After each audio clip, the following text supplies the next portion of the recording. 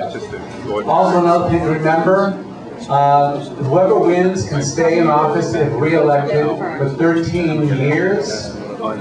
That's what, 2022? So we've broken the debate into a number of categories to keep things moving. Everyone knows that we like to have these things to move very quickly. So the first is a 60-second opening statement.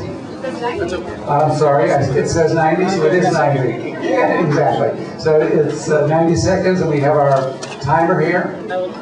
We'll give it the signals, and I will cut people off. Okay, with that, because of the toss of the coin, Paul KREKORIAN will go first.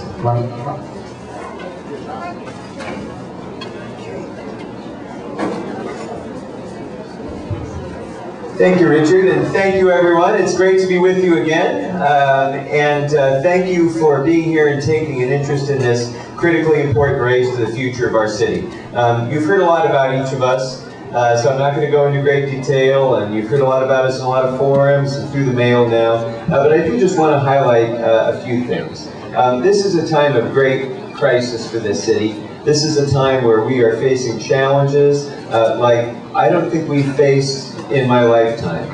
Issues dealing with overdevelopment and inadequate infrastructure, clearly a budget that is a disaster, with public safety transition with the new chief and all sorts of challenges that come from the medical marijuana places that are springing up to speeding traffic on our roadways. We have schools that are failing. And in all of those crisis areas, I believe that I have demonstrated a track record of success, of being able to achieve progress. And I think I have the skills and the background and the experience that I will need going in to be one of 15 council members in attacking these very, very difficult problems. And yet at the same time, I have the independence that we need so that I can be your advocate instead of the downtown special interests advocate. I'm going to be there fighting for you, just as I have all these years in public service, and that's the reason that I have the endorsement of over 100 community leaders throughout the valley because of that representation of you.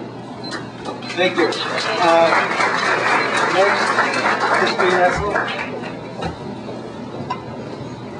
come out.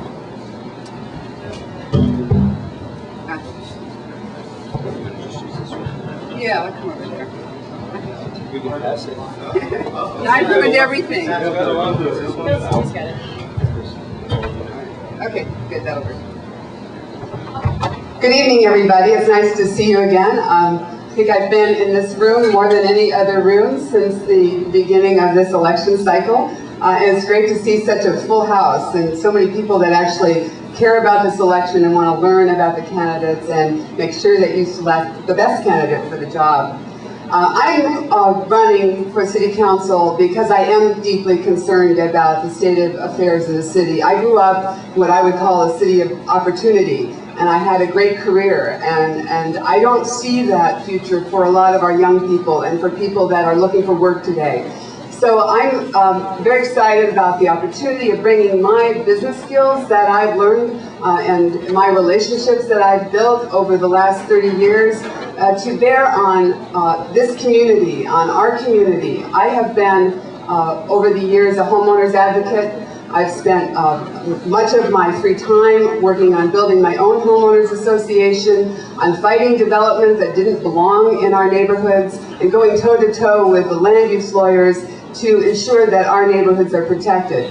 So don't let anybody fool you that I'm some kind of downtown insider. What I'm doing this for is to make the life better, quality of life better in my city. It's to make sure that your services are maintained and to make sure that we can do the type of work we need in the city, which is improve our infrastructure, improve our environment, buy our open spaces and keep green spaces, and make our quality of life that something that we can be proud of. Thank you.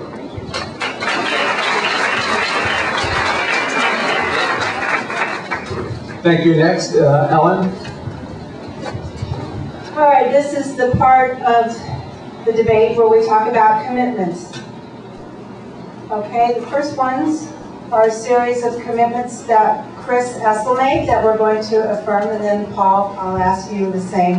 And then at the end, we'll do new ones for Fashion Square. And sorry, Tom, didn't get a chance to talk to you. All right, and if there's any other new ones, just quickly give them to Matt. All right, Chris, office hours, you commit to meeting every 2 weeks in the Valley for approximately 15 minutes with a representative of SOHA, and that you commit to holding regular office hours in the Valley. Yes. Specific plan, that you commit to have no exceptions or variances to the specific plan and require that developers abide by the plan, and that you commit to keeping the specific plan as written and not support any efforts to reopen it for any reason whatsoever. Absolutely. Yay! Yes. All right, moving right along. Staffing. Am I supposed to go on and on about it? No. Yes or no is fine. Okay. We're just at the yes and no stage. Plenty of time to talk. All right, that you commit to not making any staffing decisions before the election, that once elected you'll commit to meeting with SOHA regarding staffing decisions and visions for the community prior to taking office. Be having me still have prior to taking office. All right, staff cars, that you commit to driving your own car and looking at ways to cut expenses, including reducing staff cars. I agree we need to cut expenses. So, And I'll drive my car, it's pretty nice. okay. Appeals fees. Should the city council alter the fee structure, that you commit to introducing a mechanism, an amendment, etc., to revisit appeals fees with the objective to ensure that any party who wishes to file appeals can afford to do so and provide sufficient time to enable the ability of the public to have input into the planning process. Yes. Unhitched trailers, super graphics, and billboards, that you are against them and will work to enforce the ban with the unhitched trailers, and the billboard ban, and the super graphics, and all the things that are wrong. Under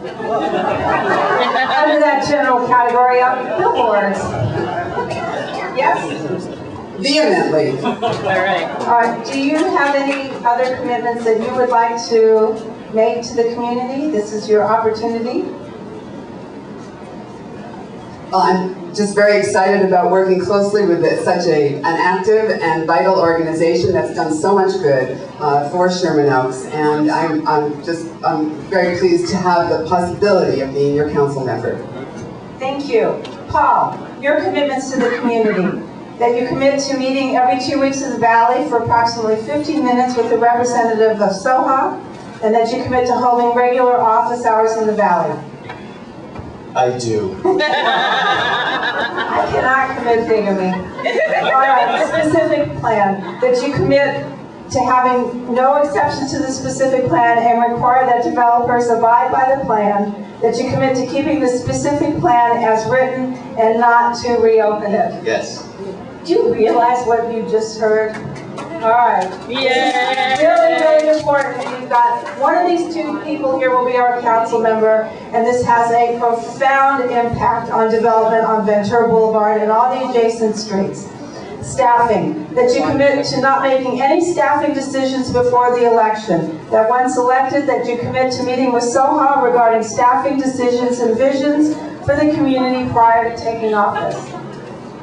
Not only do I commit to that, but the #1 job requirement for my staff will be earning the confidence and the trust of the people of this and the other communities in City too. Okay, thank you. Office funds, that you commit to making a full disclosure of funds and amounts in the council office and what could be tapped into for the benefit of the community. That you commit to getting input from SOHA as to the use of the funds. Absolutely. Appeals fees, here we go. Should the city council alter the fee structure, that you commit to introducing a mechanism to revisit appeals fees and the time period available for appeals to preserve the ability of the public to have input into the planning process. I will indeed.